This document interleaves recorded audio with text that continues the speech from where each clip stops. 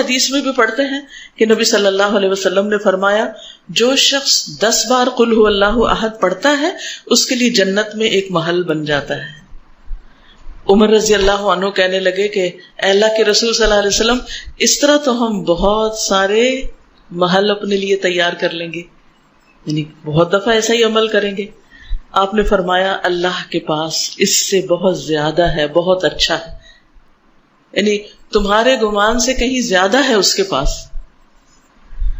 اور پھر آپ دیکھیے کہ ایک اور شخص کے بارے میں آتا ہے کہ وہ ایک بار ساری رات اسی سورت کی تلاوت کرتے رہے، اسی کی تکرار، اسی کی تکرار، اسی کی تکرار. قل هو اللہ احد اللہ الصمد لم یلد ولم یولد ولم یکن لہ کفوا احد.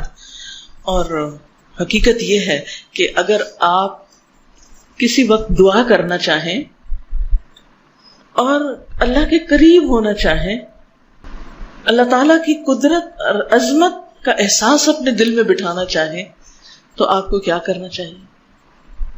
بغیر گنے کئی بار قل هو اللہ احد. اگر آپ کو ریاکاری کا ڈر ہے، شرک کا اندیشہ ہے، شرک سے ڈرتے ہیں، اپنے اندر اخلاص پیدا کرنا چاہتے ہیں تو اسی صورت کو پڑھیں، بار بار پڑھیں. اور پھر اس کی تاثیر آپ دیکھیں، یہ کرنے سے پتہ چلتا. نبی صلی اللہ علیہ وسلم کو جب یہ بات پتہ چلی کہ وہ ساری رات یہی پڑھتا رہا تو آپ نے اس کو منع نہیں کیا.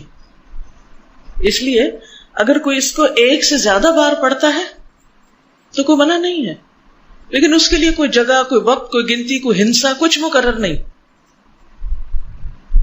کیونکہ ایک ہی آیت کا یا ایک سورت کا بار بار پڑھنا انسان کے اندر اس کا فہم زیادہ کرتا ہے، اس کے اندر غور و فکر اور تدبر زیادہ ہو جاتا ہے.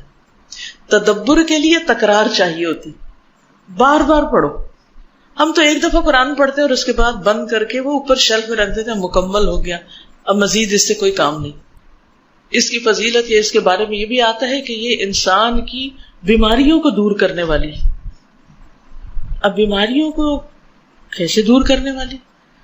سب سے بڑی بیماری اور علت کیا ہے؟ شرک. سارے غم ہی شرک کی وجہ سے آتے ہیں، ساری مصیبتیں شرک کی وجہ سے آتی ہیں. اللہ سبحانہ وتعالیٰ کی ناراضگی شرک کی وجہ سے آتی، چاہے شرک اکبر ہو چاہے شرک اصغر ہو. شرک اکبر تو بتوں کو پوجنا، اور شرک اصغر کیا؟ ریاکاری کرنا، دکھاوے کے کام کرنا، اپنے نیک کاموں پہ فخر کرنا، لوگوں کو بتانا کہ میں کیسا کیسا نیک ہوں. تو اس کا علاج کیا ہے کہ انسان قل هو اللہ احد پڑھے.